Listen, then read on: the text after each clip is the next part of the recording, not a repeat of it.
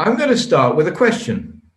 The question is, who do you think are the saddest people in the world? Now, I want to think about you to think about that, but I want to tell you about Joe. Joe is late 50s. He's going through a midlife crisis, like most people in their mid 50s, or many people in their mid 50s. And in order to get through this midlife crisis, Joe did what a lot of people did. He did something to make him feel young again. He went out and he bought a Jaguar convertible. And he's got this beautiful Jaguar convertible and he's driving out with the roof down. It's a beautiful day. The roof is down. He's driving. The wind is running through what little air he has left. And he's doing about 90 miles an hour. And all of a sudden, he sees a red and blue flashing lights of a patrol car. And he thinks, I can outrun this. I got a Jag. I'm going to outrun it. So he puts his foot down and he leaves the cop car in the dust. And after about 2 miles, he thinks, what am I doing? This is stupid. I'm just going to pull over and wait for it and I'll get a ticket. Anyway, he pulls over and a few minutes later, the highway patrol car pulls up and the patrolman gets out and hitches his belt up and he walks over and he said, sir, he said, I've had a very long day. He said, and I'm just about to go off shift and I'd as soon not write you a ticket. So if you can give me a really good reason why you were speeding, I'm going to let you off with a warning. And Joe thought fast and he said, well, officer, he said, 3 weeks ago, my wife ran off with a highway patrol officer and I was afraid you were bringing her back. Have a nice day, sir. So I've just told you a joke.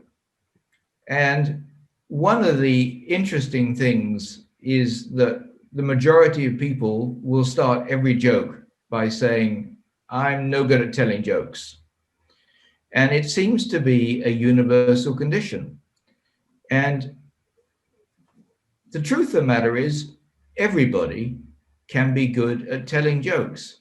So how do you go from being a bad joke teller to a good joke teller? What does it take? What are the key ingredients? What are the skills? You know what? It's just one. Practice. You got to sell the same joke over and over and over again until you get it right.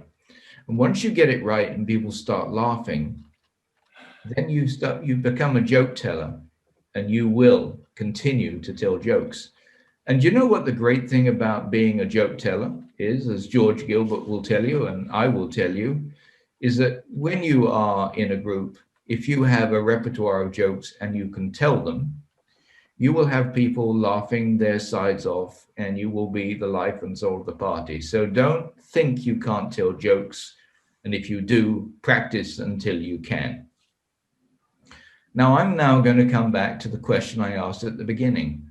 And I don't think there's anything sadder than people who cannot see humor in life, because life throws us curveballs all the time.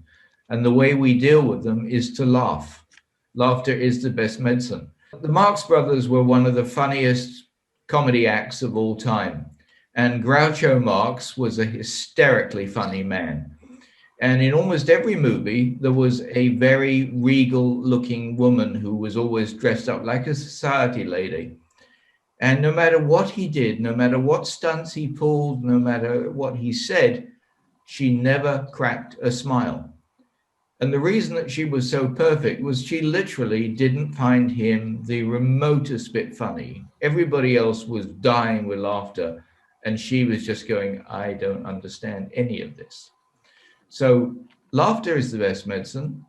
Make a point of laughing every single day and make a point of telling jokes whenever you can and get really, really good at it.